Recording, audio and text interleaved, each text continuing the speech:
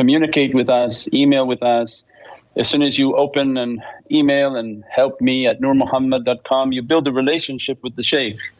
If that's the guide that you want, that's a guide towards that reality, you begin to open that relationship and the familiarity, so that it's not something so distant and that you feel distant from it. It becomes very close, this understanding and this relationship, that you contact, ask the questions that you have. Remember, the questions are not to question the teaching but to get understanding and open the heart.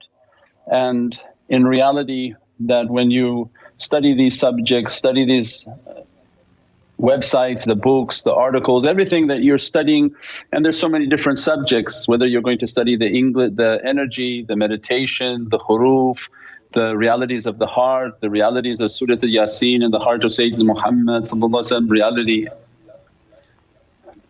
of the Hajj. All of these realities and teachings to open a reality within the heart. And once you start to study them and made that connection, then you come to the zikr and to these association and to these talks and wait for your answer. That this intention that we put within our heart, if it's something that's necessary for our spirituality, then it sends a isharat and sends a signal like a radio signal from heavens. And then the shaykh begins to talk on these subjects and they answer the question. So don't be waiting to, I want an answer, I want an answer. You become so busy and preoccupied trying to get an answer, but you didn't really even hear the answer coming, or you were so busy trying to ask a question that you didn't really hear the answer that came in the talk. And that's the miracle of tariqah, that you build the relationship, you put the concern within your heart, and like a heavenly radio it begins to answer everyone's heart. So everyone is hearing what they need to hear, and those whom are always in a state of tafakkur, contemplation, they pick up the signals that they need, because the seeker of the way is continuously seeking and seeking God's secret in everything. That I made a connection, I'm of service, whether I serve through my actions, my deeds, through what Allah has given to me, and so I'm a part of this reality. And then every time I have a concern within my heart and it's something that's necessary for my spirituality, most likely that signal will be coming, and through that Divinely channel it begins to answer that in the talks. This gate of forgiveness, this opening of Surat al-Tawbah, this opening of Muharram. And somebody emailed today about a crime, a horrible crime that was committed, that they went to jail for that crime, and they've tried their best by listening to making their maghfirah, to asking for forgiveness, asking people that they harmed and that were involved in that harming for forgiveness. Then ask, can you guarantee me that Allah will forgive me? On an interesting question. And A'udhu billahi minash shaitanir rajeem, Bismillahir Rahmanir Rahim, that to guarantee that Allah grant you a forgiveness is not possible. That we are not in this to speak beyond our ability or beyond our authority, but only Allah have a hikmah and a wisdom that they'll teach you a way and a system in which to reach to certainty. And if you are just asking Allah for the crime that you did, the actions that you did, and asking, Ya Rabbi forgive me, forgive me, forgive me, alhamdulillah, this is beautiful.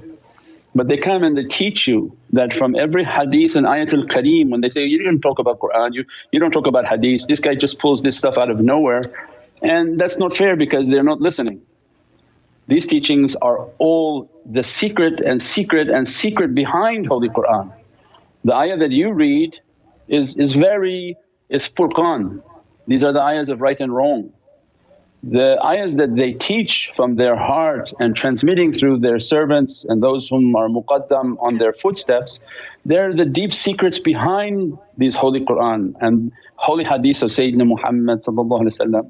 And on this night of forgiveness, and all of us think of all the wrong we did, all the people who did wrong and all the people whom suffering through the wrongs that were done to them. Then they ask that, remember that Prophet described, you'll be with whom you love.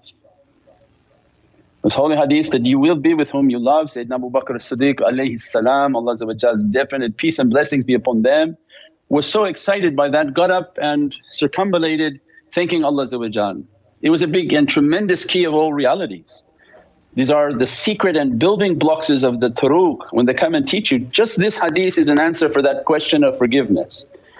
Means that if you spend your life building the love for Sayyidina Muhammad, you know how much time you spend building the love for your spouse, for your children, for your job, for your career, for your position, all that time you spent on it, do you think you spent the equivalent in building the love for Sayyidina Muhammad?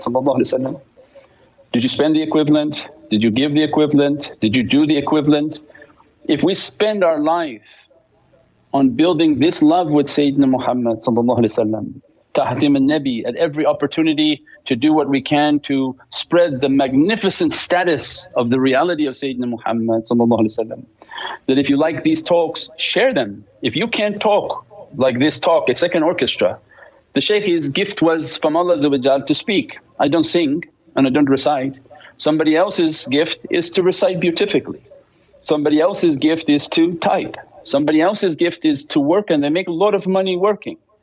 It's an orchestra. The Shaykh brings everybody's talents and abilities together for one direction, and that's the direction to praise and raise the magnificent status on earth of the reality of Sayyidina Muhammad.